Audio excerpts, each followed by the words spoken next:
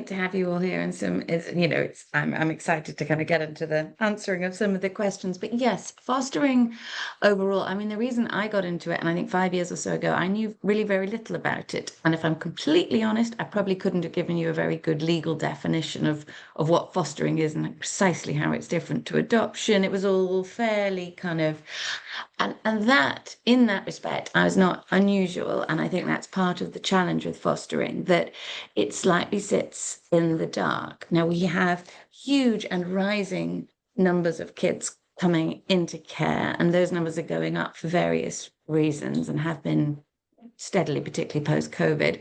Meanwhile, we are steadily losing foster carers. And so there is this growing crisis. And that was the thing that kind of, I suppose, first got me into it. As I mentioned, I had been running Now Teach, which I'd set up in order to try and recruit teachers, and there's a massive recruitment of crisis there. Someone called Martin Barrow, who's worth reading, he's a journalist and a foster carer, got in touch and said, "Should we have coffee?" And we did. And he said, "Well, this is great, but someone has to do this for foster care. We simply don't have enough people." Now, I'm not suggesting I can be that person, but I want to see if we could be part of the solution. So we busied about researching, doing various things, pulled together a little team. And we are short about 6,500 families in this country. And what happens when we don't find a child a foster carer is that, first up, we routinely separate siblings. A third of siblings, I think, in care are separated.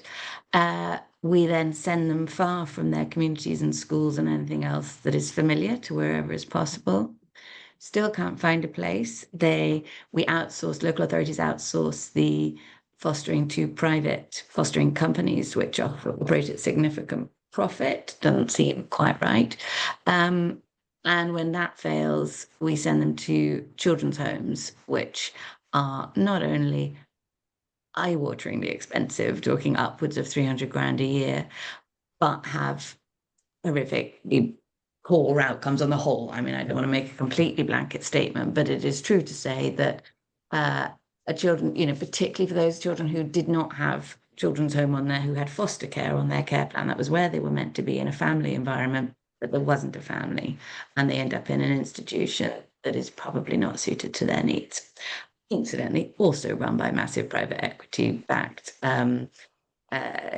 profit-making, sort of 25% profit. We're not talking little profits here. And we've got ourselves in this country into a horrible tangle.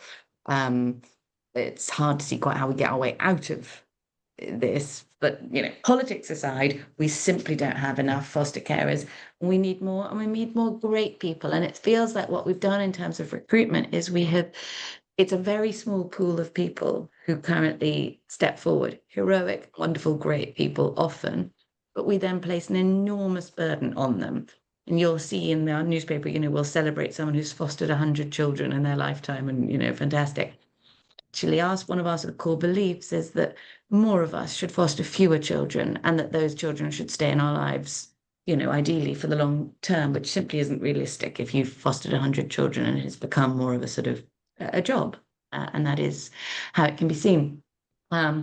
We pull from quite a sort of narrow demographic of people, tend to be in the lowest bracket for income and education. Not a criticism, but it is slightly a criticism of everybody else who have potentially means and resource and everything, but we don't step forward. So the first thing we were trying to work out with Now Foster is this a marketing problem? Or is this, essentially, we just don't know enough about it? And if we could know more about it, and understand it better and get rid of some of the myths and preconceptions about what it might be like, then it's a solvable problem in that way. I think in part that is true.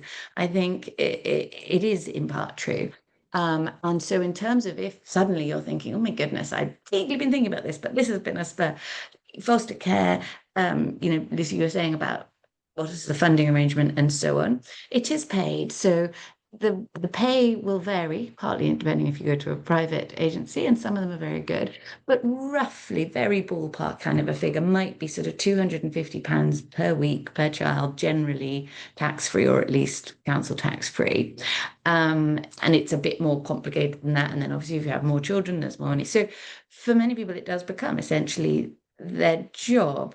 But I love, Tracy, what you said about your surprise in a way that there's money involved. And to my mind, the money should be an enabler. If it's the thing that means you can do it, doctors are not going to work for free, and that's fine. But you also don't want people going into this because of the money. So if the money is the thing that means you suddenly think, well, I could do it, wonderful. And that's what I think it should be there for. It is to enable you to do the thing, to spend the money largely on the child, or whatever it is that you need, whether that's not working or whatever else, in order to support the child. So there was also quite a lot of interest in what we're doing, which is weekenders, and it was lovely to note that Tracy, you'd seen the action tuition, and Rachel, I think you'd seen. I'll drag Sarah in a moment. I think it was probably Sarah you saw, my colleague, who was on the BBC a little while ago. I could post Lucy the link to that afterwards, but. What we also think, in honesty, it's not just a marketing problem. If you have all the goodwill in the world, but have never met foster carer, perhaps, or to your knowledge, a child in care, and you don't know a lot about fostering, it's a hell of a lot to ask someone to go overnight to full-time fostering. And as I say, we have got a shortage of carers. So often that will mean, because sometimes quite complex kids, or, you thought maybe you'd start with one, but actually, would you take three? And you can feel the pressure. It's a lot to go from a standing start, knowing very little about a thing. So our question, and forgive my use of this word, but our sort of thought was that it's as much a product problem as it is a marketing problem. The product, fostering, when people sort of say they want to foster, they're not honestly sure what that might mean. It could mean everything from a couple of nights emergency when mum's gone into hospital, granny's coming from Australia, but isn't going to get there for a few days, child needs to be somewhere safe. That is fostering, that happens for those 2 or 3 days. But it can also be a child who is, for the long term, going to be separated from their parent for various reasons, but they have a long-term care order, and they will likely be with you till 18. And in some senses, it doesn't look on paper enormously different to adoption, though it is. And the main and significant difference from adoption is that when you are adopted, and this is becoming increasingly controversial, it's a blank slate. Your legal papers are you become the family of the people who adopt you, and they are your legal guardians. As a foster child, you remain in the care of the state, in our collective corporate care, but the designated carer is the foster carer, and they're paid for that role. So it covers a huge range of things, but mostly it covers signing up to care for a child or children, probably for a couple of years, potentially for longer. And that's a lot to ask someone who doesn't know if they'd be any good at it, or it's a big risk. If you don't think it's going to work, you fear you're going to let not only them, it's going to be difficult for you, but you'd also let that child down. You're their everything suddenly. And what if you can't do it? So we decided that there also needs to be a different route in, if you like, a sort of slightly less intense version where you're still being incredibly important, but not in the completely full-time way. So weekenders is what we're calling it. Partly, it's not entirely weekend only, but it sort of sounded catchy and it tested well, so we were weekenders. But the idea of weekenders is to be more like a foster aunt or uncle or grandparent or Laura big sister. There is nothing to stop you once you've hit 21 from becoming a foster carer. I noticed your mum was like, she's just lurking, but you two could make a wonderful pair. I think this would be excellent. She would be wonderful. Really, the only restrictions are that you need to be 21 and you need a spare room, or your mum does. So, and you would become sort of like as I say, a member of an extended family, where the idea is that they would come to you. The sort of minimum you're signing up for is a weekend a month, and for that weekend you would be paid. But again, this isn't the reason people are doing it. But it's not a lot of money. It'll vary depending on the child, their age, various things. But sort of £30 a day. But at the very least, what that would mean is, if they want to go ice skating, you go ice skating. If they want to see a film, you're not going to be out of pocket, I suppose, is the point. And over time, the idea is that could potentially flex. Maybe they come and stay for a week in the holidays, or I don't know, there's the main carer's got a family crisis. Could you collect them from school next week on Tuesday because drama? Because, of course, one of the things, I've got 3 small children, and something else, if I got that kind of a drama, I can send a message to all the mums on the WhatsApp group saying, could you possibly collect them? I'm running late. You can't do that kind of thing. You can't have a sleepover with somebody who's not a foster carer. So you lose, and the children themselves have lost their extended family very often when they go into care. It's not just the parents they lose. So to be part of that, and there's a lot of research that the more adult loving relationships you yourself go into adulthood with, that is wildly protective of one's future, particularly given the system that we have, which is currently that when you hit 18, broadly you age out of foster care. And when you think that the average age at which children leave home in this country is 25 nowadays, and that's for children generally with more to start, then it's not surprising that for many of these kids, it's a real challenge kind of getting going from that. So when people sign up for weekenders, of course, nothing could be guaranteed, but we are asking them to sign up theoretically for the long term. You're going to be in their life one way or the other, obviously not necessarily doing the weekend thing for the long term, but the hope would be if at 25 they get dumped by their boyfriend and they've brokenhearted at Christmas, well, maybe they'll come back for Christmas. That's the sort of flavor of it. And what's the beauty of it, we hope too, is that people can be matched better. So very often when children go to care because of the shortage, it's less a case, people will talk about matching, how you're going to match the right family. It doesn't really happen. It's where the hell is there possibly a place for this child at 5 o'clock on Friday? And what you'd want, of course, to do is to say, we've got a child here who's terrified of dogs. She speaks Bengali and she goes to this particular school, or she loves, I don't know, whatever the child's particular things might be. And it would mean that through it, what we're seeing through the weekend is we can match for that kind of stuff. If there's a culture or a language perhaps that's not been matched, that may be fine, but it would be nice to be able to continue to speak the language. Sibling reunification is a big part of it. As I say, we separate a lot of siblings. Perhaps at the very least they can come back together one weekend a month and have that kind of family bond type place. So that's weekenders, which I'm obviously leaning into partly because it's sort of our shtick, but also because I think if it's something you've been thinking about, but Fabiola, you were saying you love your travel and everything else, and it's that wrestling with how do I do a thing but also stay true to what I love and want. And of course, one of our hopes is that this might be the way of building a pipeline to the more mainstream care. So I think that may in the end happen in one of two ways. Could be that the primary care breaks down or the person simply retires. And I think at that stage, saying, would you consider fostering this kid who's been part of your life for the last 4 years? Is a very different prospect. It's more like saying, would you take your sibling's child? It might not be very convenient, but you sort of would do it. And the other way might be that, Laura, when you start doing this, you might think, well, not just yet for fostering, but perhaps, in a few years' time, you might do full-time once you're more settled and stable. So there's different ways there. But the other thing that we're really optimistic about is the retention. So we have a massive problem with retention. As I was saying, it's an incredibly big thing we're asking people to do, and they get very little time off. There is respite, which many of you will have heard of, theoretically, i.e. respite care for we hate the word. I hate the word. It's sort of so ugly all around, really, that the child, somebody would need respite from it. Having said that, I need plenty of respite from my kids, and we all do. And so we're burning out the current foster carers. So I also think, and one of the things we're looking at in the research is that we will hope to see better retention, but also just sort of happiness, if you like, familial lack of exhaustion and stuff amongst the carers that we do currently have, the precious people who are doing it, that we can wrap that family around them and be supportive. And we've been collecting up, we've been calling them accidental weekenders, i.e. people who have fallen into this sort of a relationship one way or another over the years, and my colleague Sarah is one of them. And one of them was explaining that she looks after a child with very complex needs who's living with her grandmother, which is a type of foster care, kinship care, who's quite chaotic, finds life. The school have just learned that she's the best person to talk to when, the child needs a new bag or there's a school trip that needs signing or something. So it's becoming as well the additional support that a child may need. That's a version, that's a way it could evolve.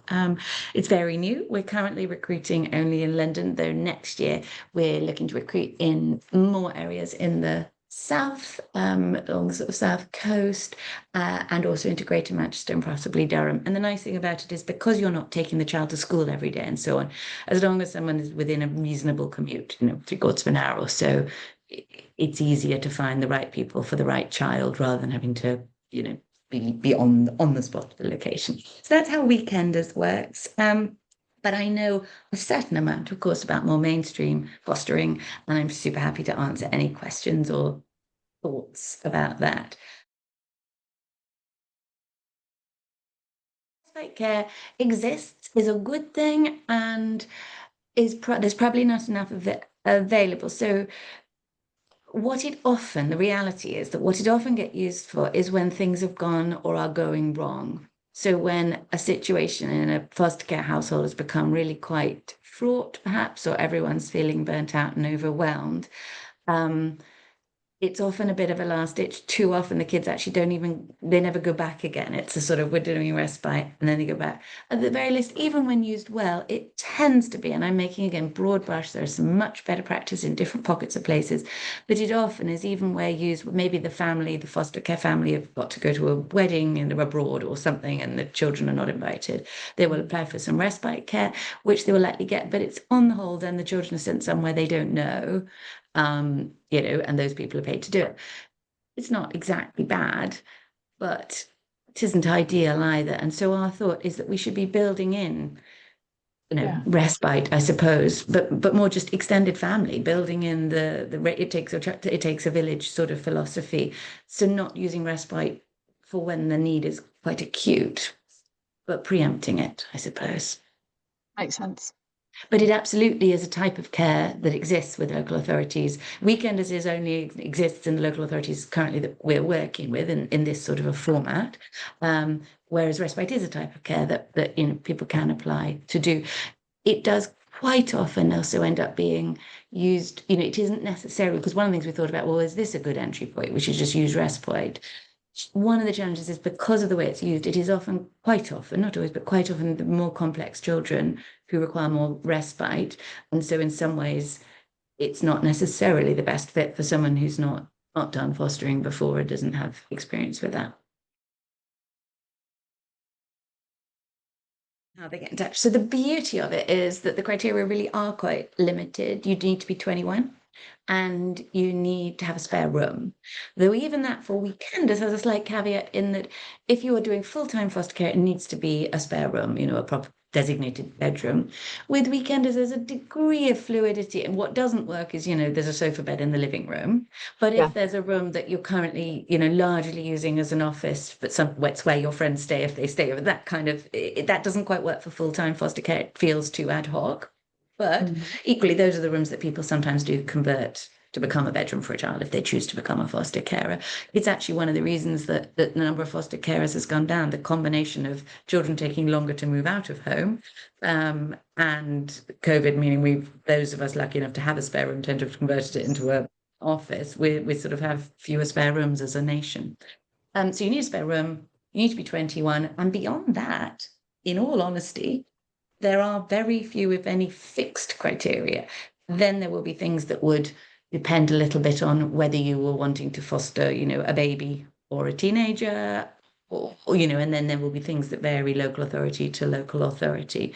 But, and I suppose it goes without saying that, well, I was going to say it goes without saying, criminal records and stuff, but even those are not prohibitive depending on what the issue was and when, and certainly things like sometimes people ask, do speeding fines and all those kind of things matter, and they absolutely don't. So you shouldn't, on the whole, some have as a blanket, you shouldn't smoke, but I think that's probably it, certainly not in the house. And beyond that, what you would do, well, it depends. If you wanted to become a full-time foster care or you're interested in finding out about that, my recommendation would be to go to your local authority.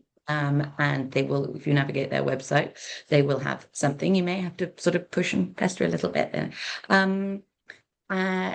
Or if you wanted to have a sort of shop around, there are, of course, the private ones that I mentioned.